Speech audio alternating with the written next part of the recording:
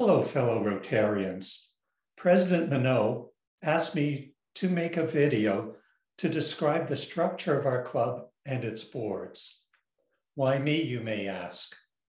Well, I was the club secretary for 2 years, and for an additional 2 years, I sat on the board as the membership director. During this time, I led the committee that created the amendments to our club bylaws. Today, I'm going to tell you a story about our club structure and how it became what it is today. Our club is 2 legal entities, Rotary Club of Calgary and the Rotary Club of Calgary Community Service Fund. Kind of long to say every time, the club, CSF.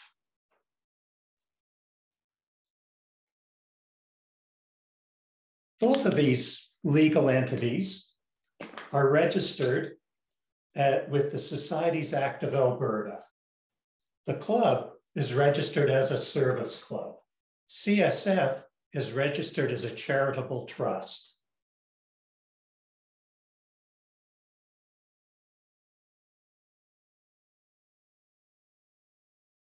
The club is responsible for and making decisions for things like club meetings, fellowship activities, recruiting membership, etc.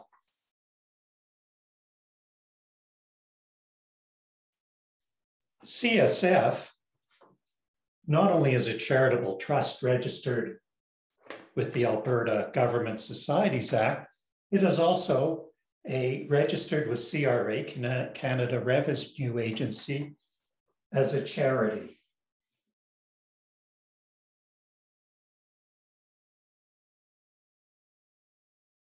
CSF is responsible for making decisions, signing agreements, and all of that relating to donations, both collecting them, issuing tax receipts, and the use of the funds. This includes all of the above related to things like community service, youth, and international service.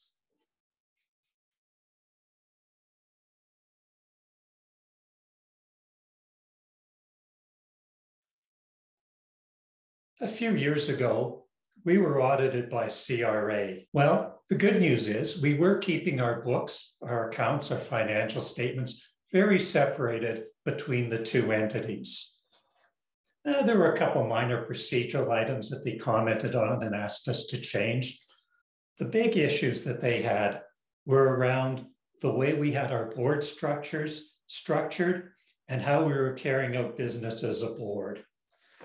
We were having one board meeting that covered both of these legal entities.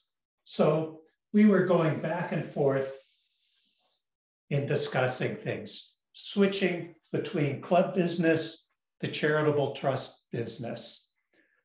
No clear definition of what decisions were being made on behalf of the club and what decisions were being made on behalf of CSF. Revenue Canada simply did not like that. CRA insisted that the board decision-making process for the 2 legal entities needed to be clearly separated.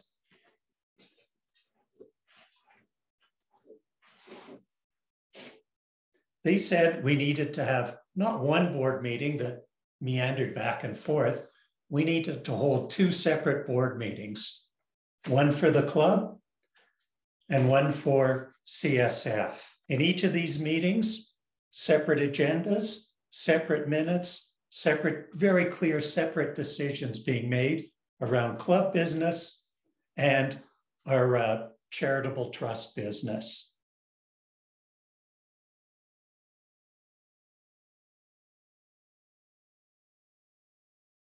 For example, a decision being made regarding signing a contract with the Palliser for our meetings very clearly belongs within the club.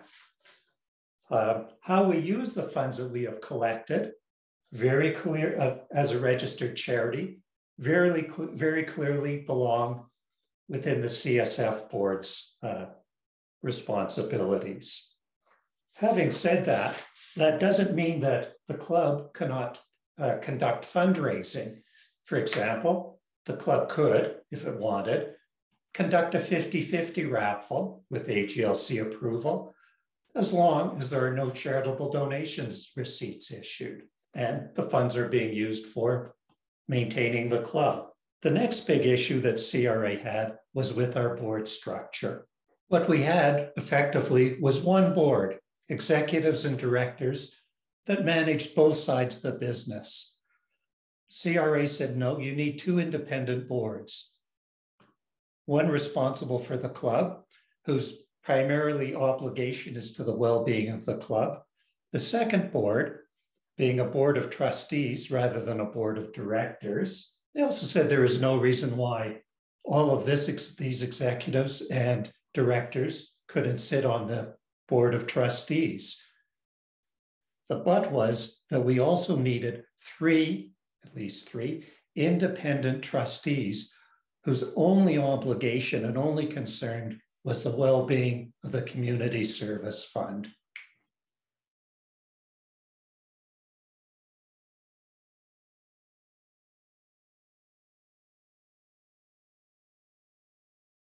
This is where, among other things, that our bylaws were changed to make a clear distinction between these two boards and to include the provision for the CSF Board of Trustees to have three independent trustees on it. In order to ensure that the independent trustees' views are heard regarding any decision or obligation made by the Community Service Fund, in order to make quorum for this board, two of the three independent trustees must be present at the meeting. After being voted on by the club for approval, the amended bylaws were registered with Alberta Corporate Registries and with CRA. For registered charity, CRA needs to approve any of the bylaws registered with them, and we received approval for our new board structure and the way we're going to be carrying on business. Our board meetings are public, held in public for any of our members to attend if they wish to, which is why the three independent trustees can attend club board meetings. No problem with that. At the discretion of the president and of the board, guests at a meeting can participate in discussions.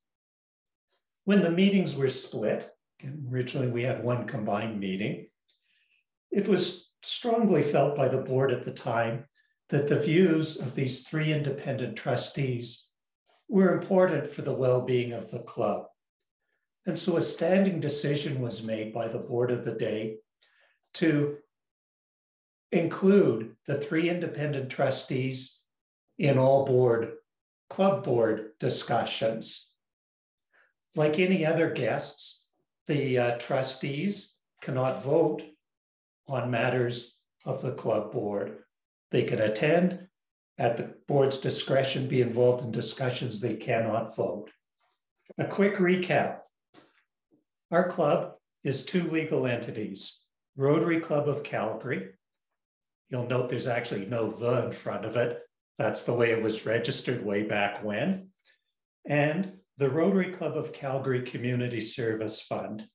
The Rotary Club of Calgary governs the club, sets policies, approves agreements related to club operations. The Rotary Club of Calgary Community Service Fund is a charitable trust. It manages our charitable trust, sets policies and approves any agreements made related to the collecting of donations, issuing of receipts, and use of those funds. The board of directors of the club has an executive. I don't think I mentioned that's the club president, past president, president-elect, secretary and treasurer, and a number of directors. All of those individuals sit on the board of trustees of the Community Service Fund. In addition, we have 3 independent trustees that only sit and can only vote on matters of the Community Service Fund. What about membership director? What about youth portfolio? Well, our bylaws do not mention portfolios whatsoever. We have directors, we have trustees. The portfolios are assigned to individuals at the discretion of the president and of the board. I hope that you now have a bit better understanding of our club structure at the board level and how it operates and the responsibility of each of our boards.